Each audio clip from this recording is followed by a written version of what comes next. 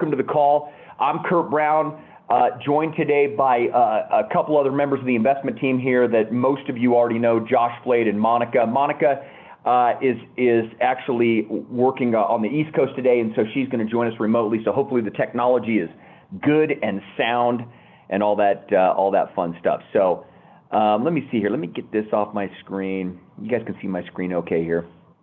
And let's dive in. And we got a lot of stuff to cover. I mean, it was we're not going to spend much time doing a post-mortem on 2022. Rough year for equities, rough year for bonds, which had not been the case for a long time. Monica and Josh will talk about that more. But where are we now? You know, we really had come out of this period where inflation was everything. It was dominating. I mean, and rightfully so, right? I mean, inflation is something a lot more dangerous than a typical economic cycle or a normal recession, right? We don't see inflation nearly as often. In fact, we haven't seen real inflation, like meaningful inflation, for 40 years. So, you know, and it's no secret, right, why this happens. When we come out of COVID, it doesn't end up being as bad for the economy as feared. We've dumped a lot of stimulus into the system, a lot of stimulus that was actually, not even asked to be repaid, loans that were forgiven, et cetera. Just a lot of gas on the fire, and really led to what ends up feeling bad. But the reality is, it's just an economy that's too good, right? And that's really most of the time what inflation has been in our country. It's an economy that gets too hot, too much money moving too quickly. You compound that with all kinds of weird post-COVID issues in the labor market, in the supply chain market, that actually just exacerbates inflation problems. So it's a little bit of a perfect storm, and the Fed doesn't have a lot of tools to slow an economy down that's good, right? And primarily raising interest rates is the number one tool. So now the question is on everybody's mind, and I'm going to show you the data here. Inflation mostly is no longer the worry. And as an investor, all of us, right, are looking forward, not backward, right? So the new set of worries had pivoted somewhere several weeks ago from I'm worried about inflation to I'm worried about a recession.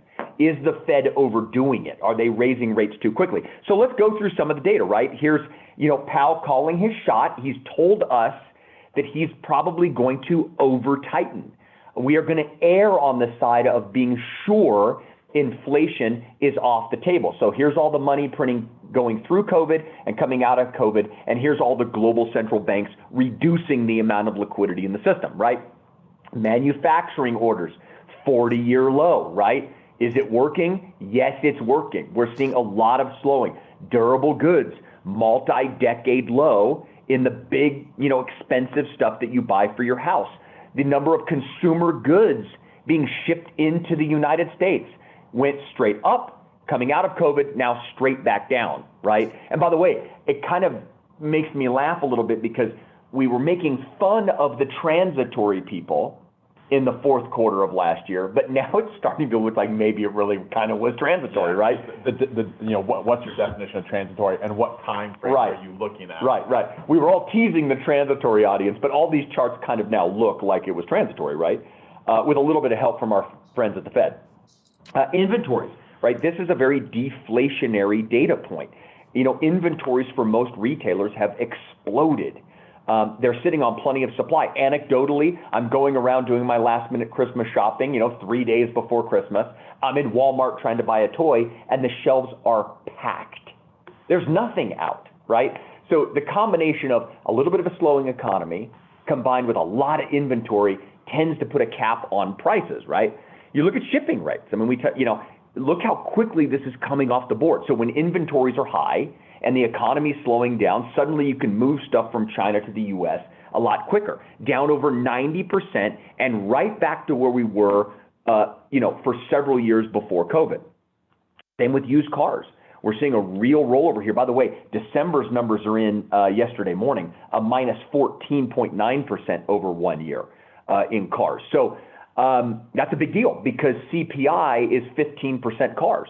So all of this is going to keep playing into the data. Now, used car prices are still a lot higher than they were going into COVID, but they're quickly coming in the other direction now. Even gas prices ended 2022 down on the year. Like, who would have thought, right? Working our way through the middle of the summer, how much gas prices had gone up, almost double, ending the year down, right? That really kind of staggering when you think back to where we were just a few months ago. Lumber, right? Lumber first traded at these levels back in 2004.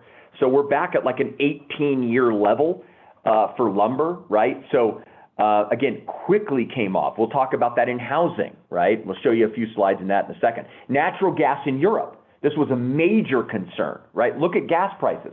This is people voting with their wallets, right? So you turn on the news, you hear a narrative, we thought everyone in Europe was going to freeze this winter, but the reality is prices have been doing nothing but coming down, really mostly since the summer, since we had the big concerns about what Russia would be doing with gas supplies in Central and West and Eastern Europe. That's good. That's bullish, right? We're back to kind of a long-run trend level. Here's new and existing home sales, right? The second worst print on record last month, other than right in the middle of COVID when no one could leave their home. So again, when you take mortgage rates from 2.5 to 6.5 in a pretty short window of time, and then you dump a bunch of new housing supply on the market, this is what you're going to get, right? You're going to get a real slowdown. Here's that supply data, right? Here's single family, right? So here's houses, an all-time high in the number of homes under construction right now in the United States, right? But also the same with multifamily.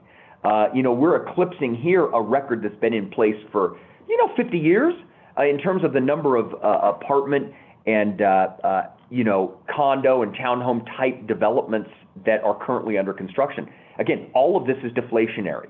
So we should see now several quarters of what probably doesn't amount to like a real estate crash in any way, but definitely a cooling in pricing and what I like to think of more of a normalization of the market. People that needed to buy a house can kind of buy again.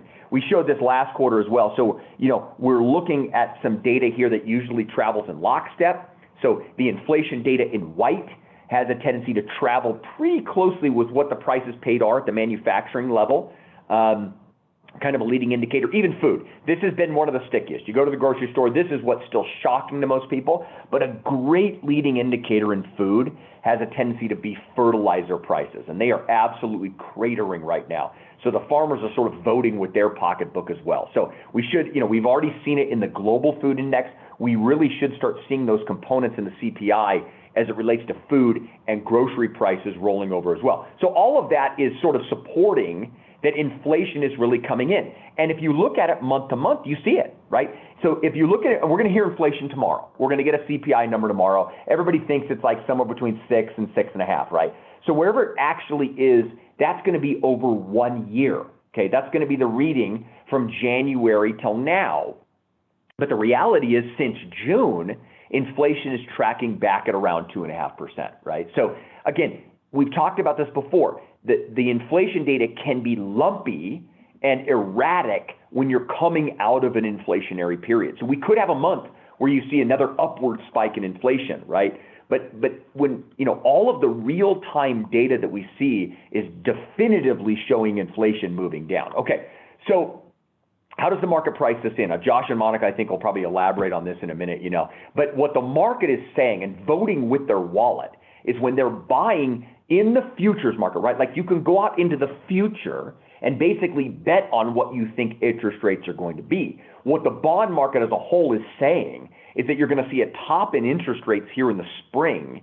And then by the end of 24, you've probably got, close to 2% of rate cuts built in, right? So that, people who participate in the bond market, people like Josh and Monica on a daily basis are hedging out that interest rates are peaking here.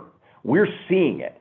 And then as we work through the rest of 2023, 24, we're actually looking into rate cuts. Josh, why would this happen? Why, given what's happening, would the market as a whole be embracing so much in terms of rate cuts over the next 8 quarters? I think it comes back to inflation and inflation expectations. Because what is the Fed trying to do? There's 2 mandates at the Fed. They want to control prices or keep prices as stable as possible, and they want full employment. And so and obviously we're at full employment, we're probably well past that. And I think the other thing is just inflation. So that's why they've been ratcheting up interest rates to try to cool the economy down, get inflation lower, and inflation is obviously coming down. And I think the market is forecasting that the Fed's going to, be able to pause and actually even start decreasing interest rates in response to potentially the economy slowing down maybe a little too fast. So what you're saying is bond market participants are saying, we think the next war to fight is a slowing economy. Yes. So we'll have to cut rates to stimulate. Is that the idea? Yeah. Yeah. I think to Kurt, to some extent also, it is the market saying that they think maybe the Fed has overdone it a bit, or at least that the Fed is behind the curve in terms of, where inflation is going. They're looking at very, year over year numbers and somewhat backward looking indicators. And the market is afraid that the Fed may be overdoing it a bit. And there's zest to, control inflation. And that at some point in mid 2023, then we see, the economy starting to really suffer for that. So I think that's a lot of what the market is saying right now. And Monica, why? So I just showed a dozen slides that make it pretty clear that inflation is, if not, coming down quickly, at least capping and softening. Why would the Fed, the market, it's pretty much a given right now that the Fed's going to raise rates 1 or 2 more times. Why would the Fed do that when the data looks like it's pretty convincing and most of us feel like it's in the bag? Why would the Fed keep raising? I think, a lot of it is, what the market is saying, the criticism that the market has of the Fed's handling of this is that they are looking at these year over year numbers, which to a large extent are encapsulating something that happened 6 to 9 months ago. And that they're not really paying as much attention to the month over month numbers, or at least that they're not taking a lot of comfort in it. And I think that's probably true in that the Fed is probably more afraid of being too weak on inflation, letting inflation sort of come back to bite us. And I think the cover that they get is in the strength of the labor market. When we are, below 4% unemployment rate, which almost everyone would say that that's a natural rate of employment, or the below the natural rate of employment. And so I think that gives them the cover then to say, well, we can err on the side of being a little too strong and maybe slowing the economy a bit, because, the pain that Powell says we might get from this, this tightening isn't going to be as bad if you're in this kind of a labor market.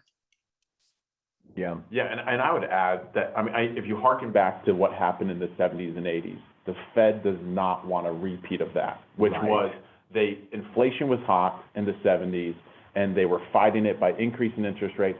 It caused a recession, and they pivoted too quickly and started decreasing interest rates, and then inflation became entrenched at that point. And then it really took until the early 80s for them to really ratchet up interest rates again to a point that was so painful that that ended up then causing inflation to get back on a normal path.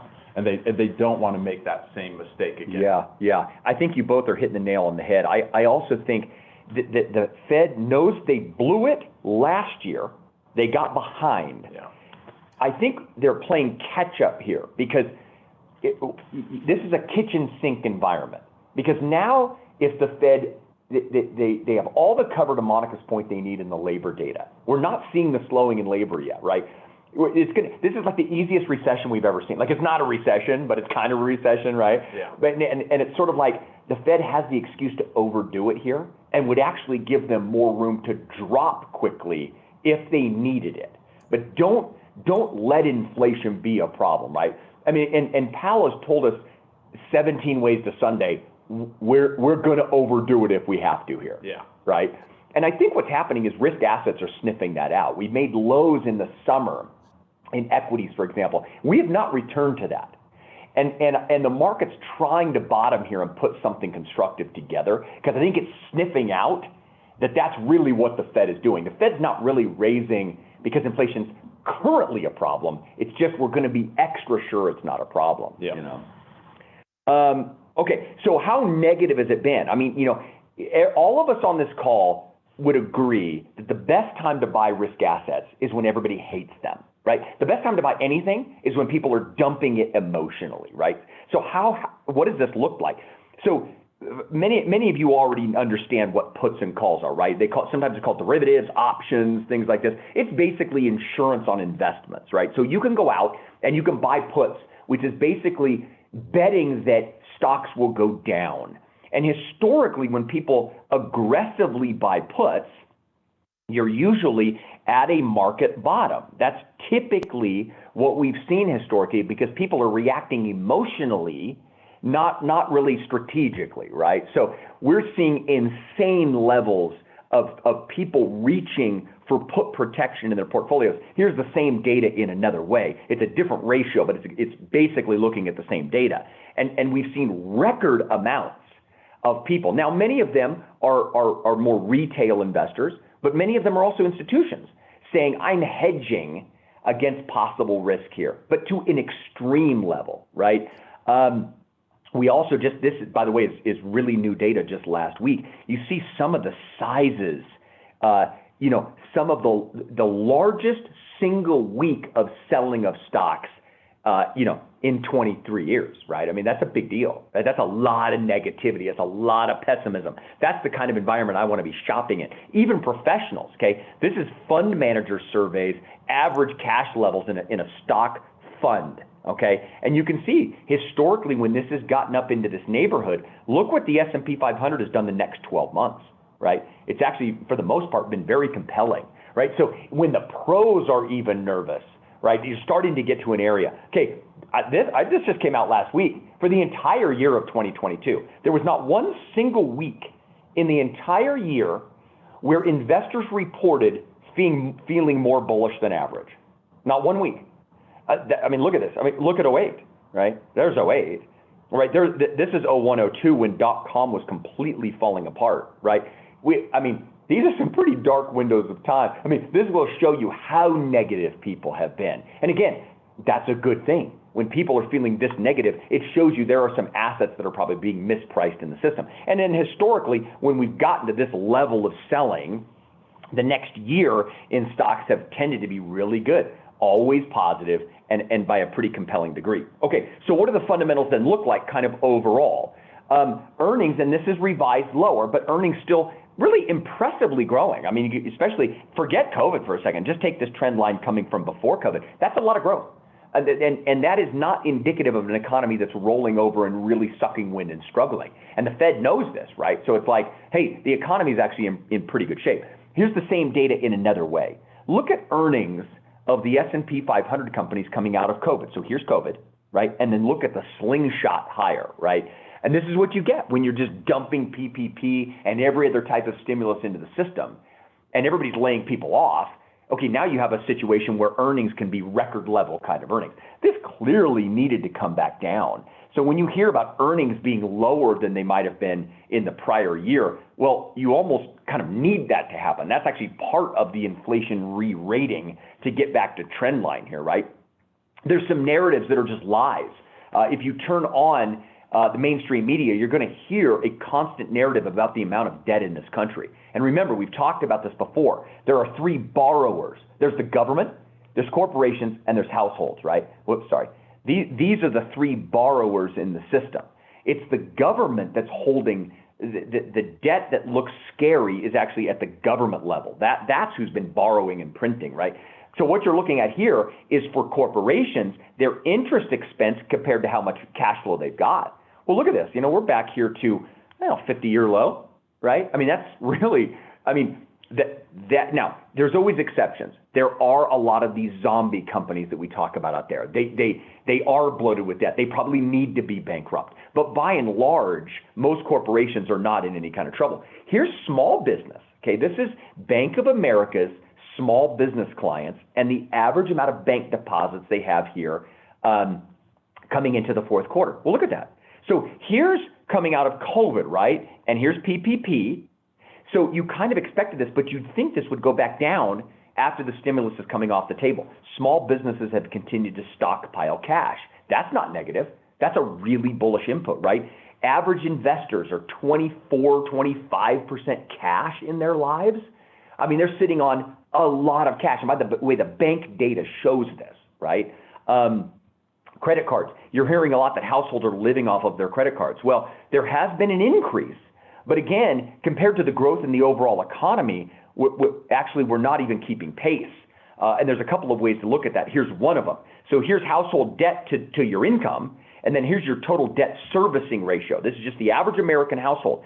So we're off the lows in both of these, but we're still at multi-decade lows in both, sort of in both metrics.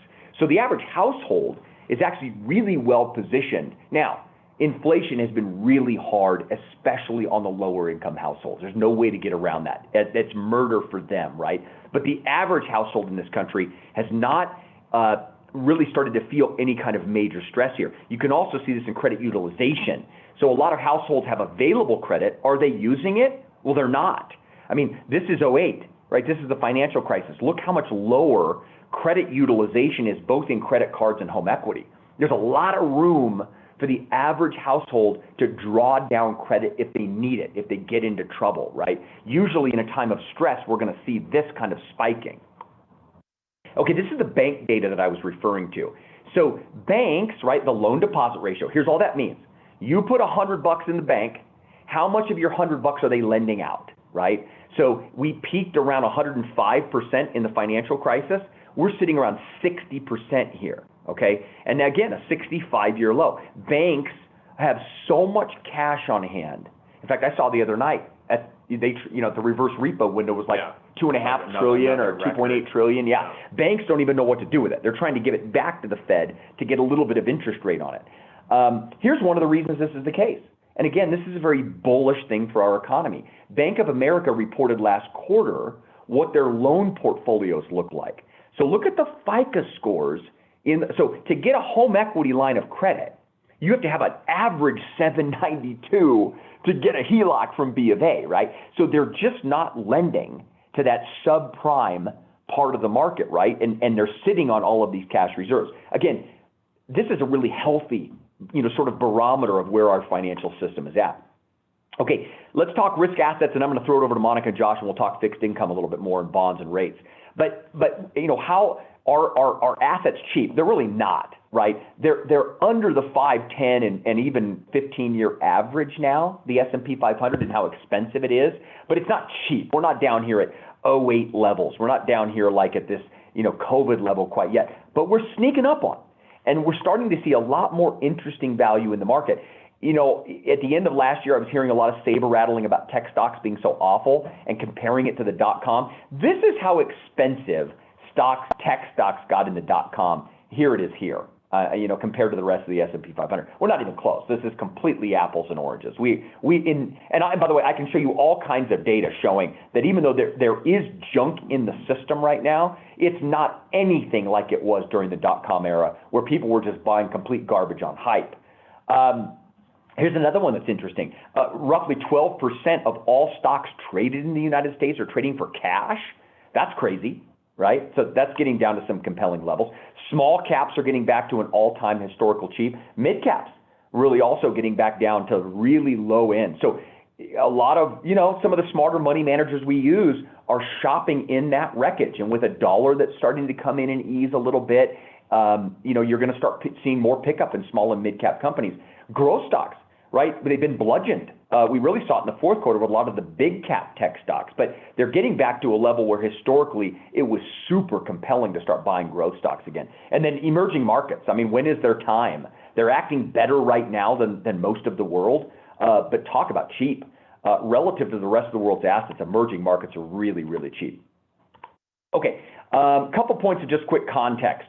I show this chart every single quarter. It's the relationship going back to World War II between stocks and their earnings.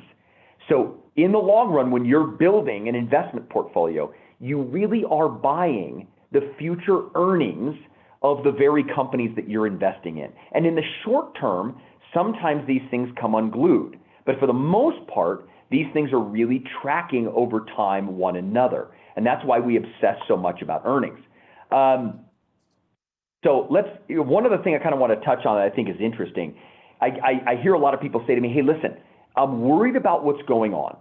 Why don't we move to the sidelines for a while and let's wait till we're sure we're not in a recession, right? Well, I want to use this as an example of why that can be really dangerous thinking, okay? If you go back over the last, 20, 30, 40 years, and you look at all the recessions here, okay? If you wait until the government data shows that we are officially out of the recession, the stock market bottomed 15 months before that and rallied 61% during those 15 months.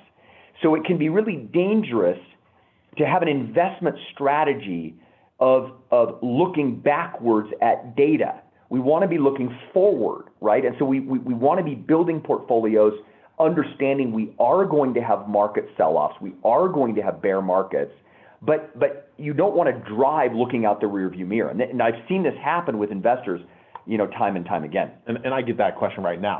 You have an inverted yield curve. We're going to talk about that in a second. But so people are thinking there's going to be a recession in 2023, and so why would I buy right now? But that's a fantastic chart. That the market is forward-looking. Absolutely. And it's discounting what it thinks is going to happen in the future. And it's pretty clear that, if we are in a recession or we're on the edge of one, it's incredibly mild. Yes. It could be the kind of recession, we've seen this in the past, where the stock market's already bottomed and rallies all the way through the recession, because it's already looking forward out of the recession. So the point is, the media will love to try to scare us, because that's what gets us to watch. So you're going to hear a lot more chatter about recession and a lot less chatter probably about inflation. We talk about this a lot. We obsess about this around here, is that yes, if you owned the highest profit margin companies in 2022, your portfolio was still down quite a bit, right? I mean, that's what, it was an ugly year for stocks.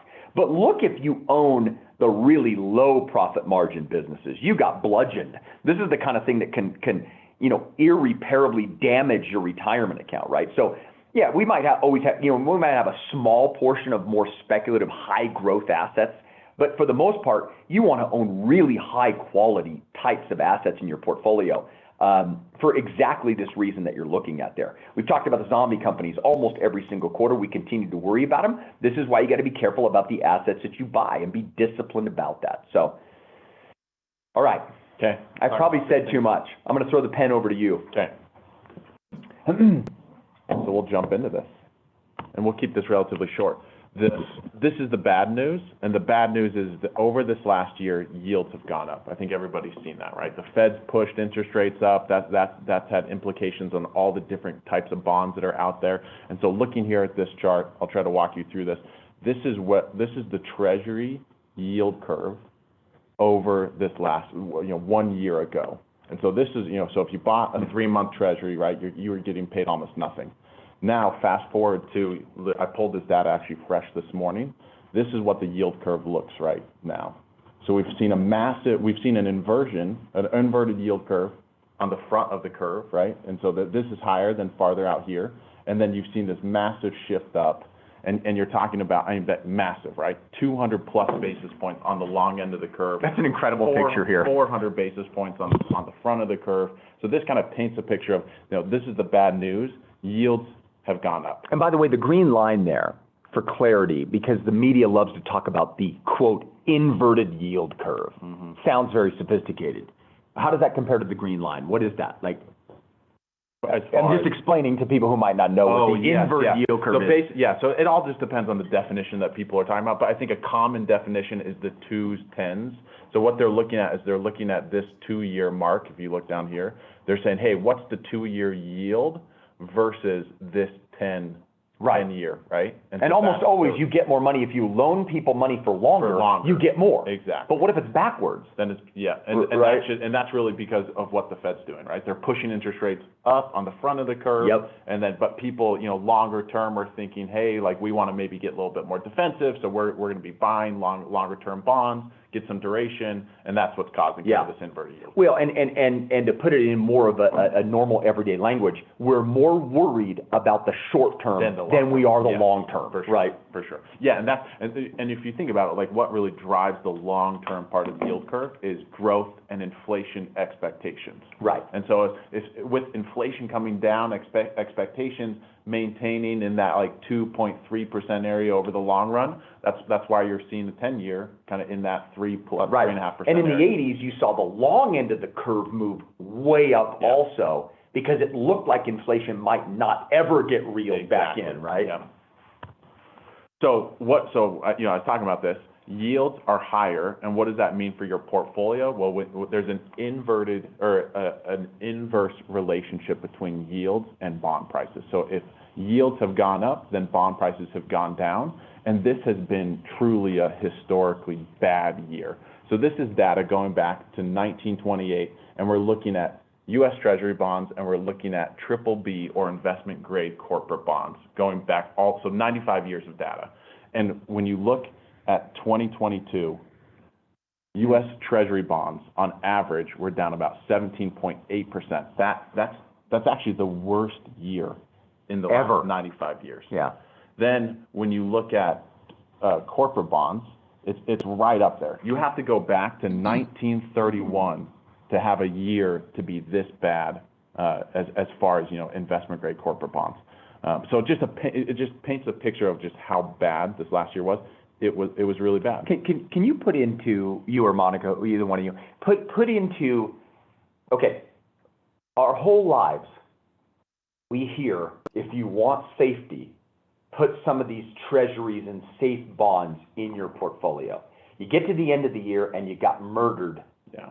Explain why, though. Like, because it's not as simple as inflation. Like, I mean, the move, like we were at zero interest rates, right? So like, maybe explain why it was such a bad year. Yeah, like for bonds. And really, I mean, if you look back, and Kurt, you and I were talking about this, if you go back over the last 40 years, right, look at all these years, you had just a lot of really good performance in bonds for the most part, right? And so we've seen this continued move down in interest rates, and like I said, there's this inverted relationship between interest where yields are and bond prices are. So we had interest rates continue to go down, on almost a secular trend over the last 40 years, and then what did we see happen over this last year? Interest rates kind of normalized, they went up, and so then the market value of your bonds went down in response to that. Right, because really, we got to a place. Yeah, go ahead, Monica. Yeah. Oh, I was just going to add, because when I was looking through the slides actually this morning, and it really struck me.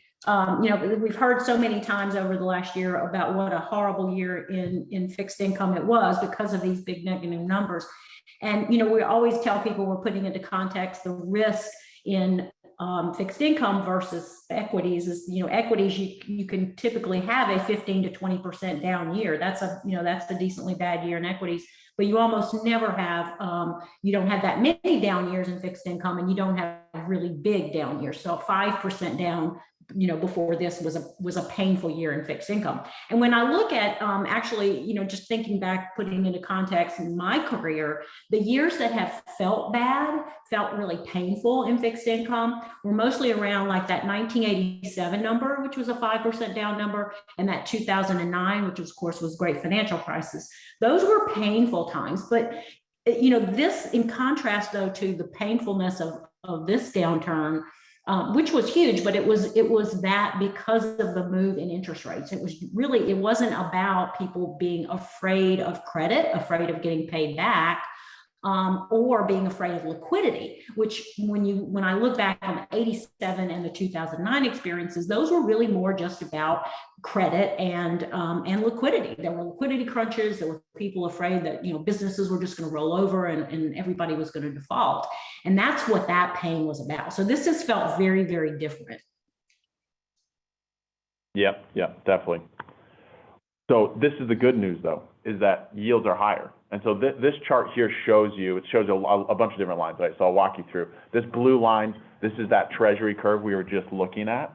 This is single A rated bonds, is this red line. The green line is then going to be BBB rated bonds. So those are all investment grade. And then once we get into more of the high yield, you've got this line, which is going to be the BB on average. And then this yield curve is going to be single B.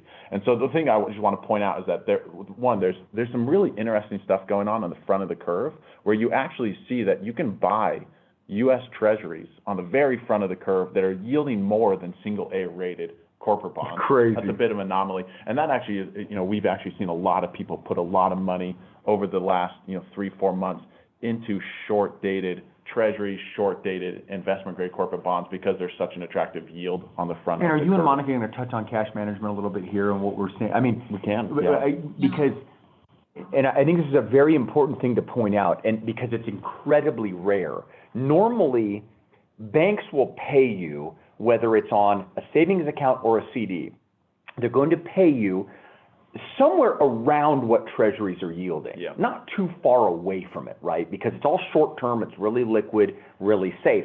We're in this really odd world where the banks don't need your money.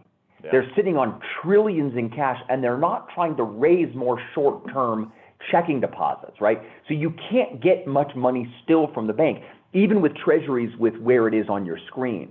So one of the things that Monica and Josh and their team have been doing is helping clients that are sitting on those more liquid, shorter term funds build custom portfolios of their own to get quite a bit more yield and income than the bank is going to pay you. Yeah. And we just haven't seen that much historically. And we're literally seeing clients with tens of millions of dollars that are getting paid 0.25% on their money, in their checking account or their savings account at the bank, and they could literally just buy government-backed treasuries, and they would be getting, almost 5%.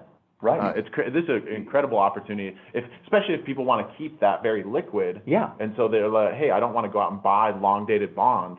I want to keep this liquid, but at least you can get paid for. Well, and for years we didn't have the chance. No. Yeah. This is for years. If you have, Go ahead, this is really unusual, the situation with the short-term rates. We don't see this very often where, right now, if you're looking at anything under 6 months, you can't beat the treasury rate. Even if you look at, the investment grade corporates, the munis, the CDs, anything. Now, when you get out to like 6 months to a year, there's some marginal improvement by going out to some corporates. And if you go to 1 to 3, there's a little bit more improvement. But this is an unusual situation. And typically when this happens, we don't see it last for very long. Right. Yeah. Right. Yeah. So this is the good news, right? And the other good news is if you own individual bonds before this and you've taken a 10% loss last year in the market move, if you just continue to own those bonds to maturity, you let those mature. Yep. And guess what? Your principal goes back up to par. And then what happens? You just reinvest in this new environment where you're getting paid 5-6%. That's right. All is definitely not lost. Kurt already covered this. I'm not going to belabor this, but this is just the Fed's expectations on where they think the Fed funds rate is going to be relative to where the market is pricing it in. I just want to point out there definitely is a disconnect, and we talked about that a little bit earlier. This is the similar data just presented in a different way, but what this is showing is looking at each of the Fed meetings and then looking at whether or not there's going to be a hike or not, and so it's projecting forward. So basically what it's saying here is that there's going to be about 0.5% hike expected, right, over the next 6 months. But then what they're projecting is by the end of the year, there's actually going to be probably a cut. And so that's kind of what we were talking about earlier. I'll turn this over to Monica if you want to jump in, talk a little bit about inflation and what we're seeing. Yeah. So, we can cover this pretty quickly because we've already, kind of hinted at this, that, everything we're seeing in the inflation numbers, it looks as if things have peaked.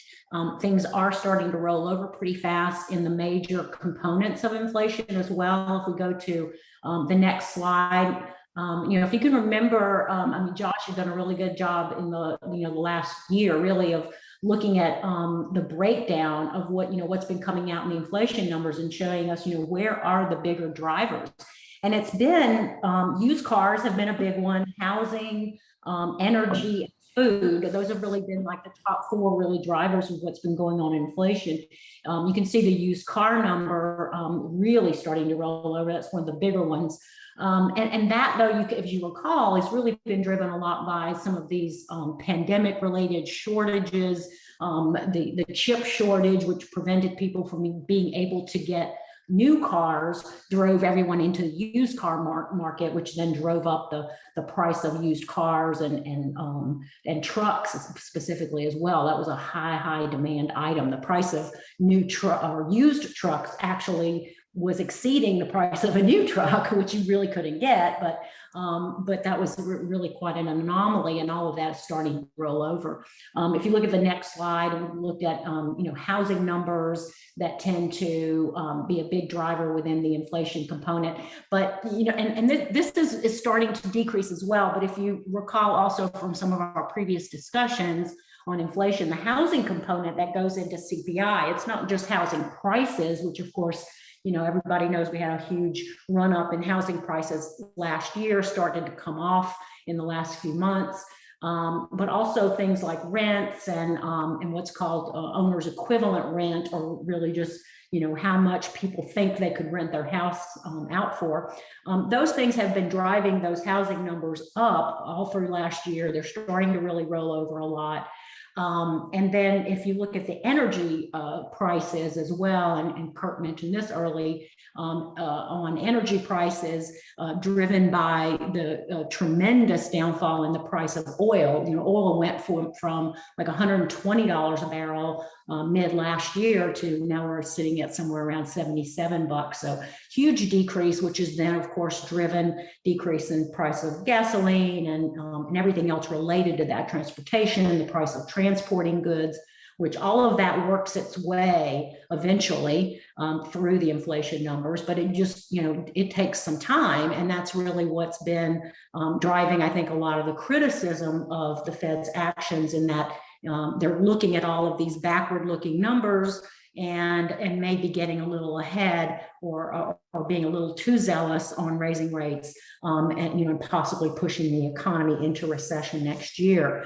The next slide, you'll see the food component. I talked about that as one of the bigger drivers of inflation as well. And my gosh, if you've gone to the grocery store lately, it's been breathtaking in the last 6 months. I mean, how much some of the just key food items, I went and bought eggs the other day. I think I paid $4 for a dozen eggs. I was like, when did this happen? They used to be $1. I mean, everything has gone up in that respect.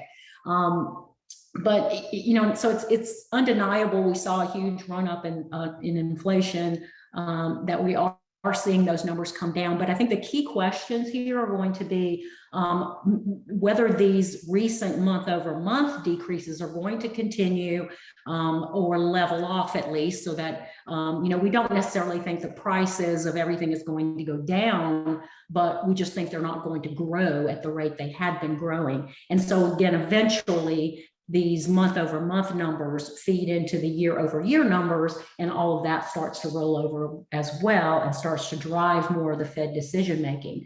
I think, given the way we know that the Fed is looking at inflation, they're looking a lot at the PCE deflator, also in addition to CPI.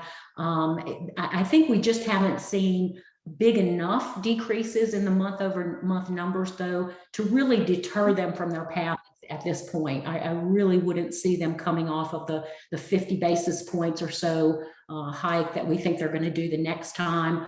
And then we get a little more breathing room as we get further out into the year. So whether we still get that other 25 basis points or not, and whether we get that pause toward the end of next year, again, remains to be seen. As Josh mentioned, we really think that they're going to be very vigilant and very averse to having a repeat of what we had in the previous blow up in inflation. They don't want to be seen as being asleep at the switch or letting it get away from them as well. So we really have to just keep watching those numbers to get a feel for really what we're going to have going forward. But surely, as I said, we are seeing those numbers start to come down. One other thing I'll mention here before we get out, I'm starting to think about this a lot more this morning, is what this is going to mean for next year and where the markets go.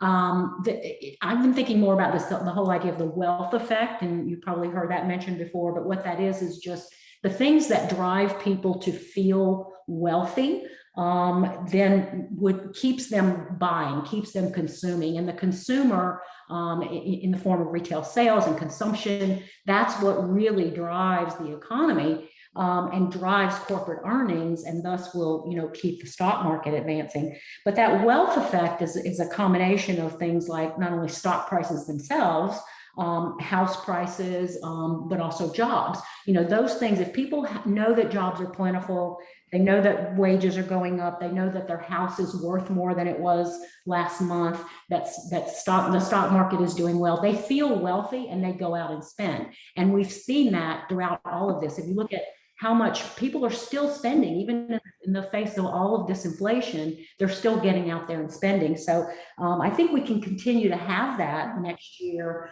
again, as long as the Fed doesn't get too overzealous and hike too quickly. So that's all I have. And Monica, you made a really great point, which is you actually don't need just because inflation is looked at on a year-over-year basis. You could actually have food prices, for example, stay here and be flat, and 1 year later that would be 0% inflation, right? So you don't actually same in used cars, right? Same in used cars. Yeah, exactly. So I just wanted that was a good point. But I think also just the fact that doesn't make people spend a lot less on food either. The prices of food probably aren't going to go down, but when you went to the grocery store and you had to pay $4 for eggs and $3 for milk and all that, huge prices, did you spend less? Did you buy less food? No. You bought what you wanted to buy. Again, as long as you feel sufficiently wealthy, you'll continue to do that. And so, so I think that's what will help us through this. Yeah, I just want to point out real quick, and somebody called me out on this, apologies, this data is as of this morning, 2023, not 2022. That early January that catches me every year. Every year, there you go. Okay, Kurt, if you want to take over. All right, well, that's it. Let's bring it home. And we really appreciated everybody being here. And hopefully this is helpful in some way. And we'll send the slides and a replay of this out right away. And obviously feel free to share it with anybody that you would like. But ultimately, we've kind of walked through all these items in our thesis. And in terms of a game plan, I touched on this earlier in the call, but there's this idea sometimes that, well, we should be changing my portfolio. And that is both true and not true, depending on the type of changes we're talking about making. So it is completely normal and wise to be rebalancing our portfolio as you go. We see these big moves in bonds, big moves in stocks, big changes in your own life, things happening, right? So your financial advisor can help, sort of rebalance and tweak your portfolio as you go. The not wise part of jumping and changing assets is reactionary to volatility, because volatility is completely normal, right? The market has a 20% drop every 3.5 years. That's completely normal for like 100 years, right? But in fact, in the average year, you see down the list, the S&P 500 drops an average of 14% sometime during every year.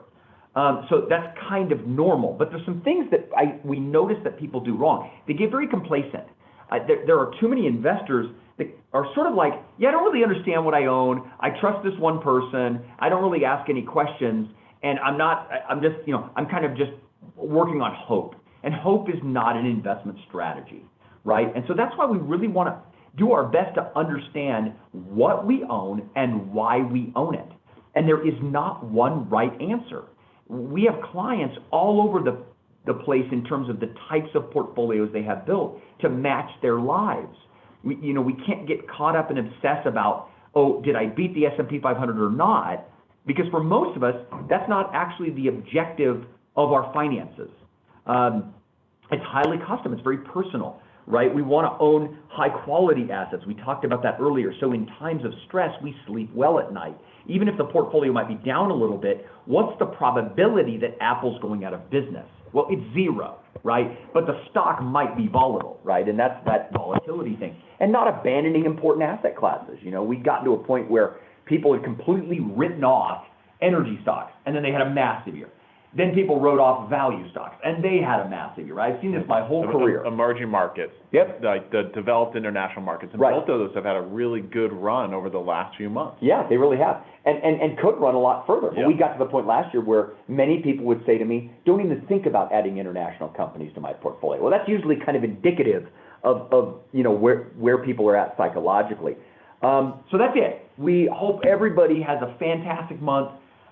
We do this every quarter, and we hope to see you again on the next call. And obviously, if there's anything that we can do with you directly or your advisor, that's what we're here for. We love the opportunity to work with you. Take care.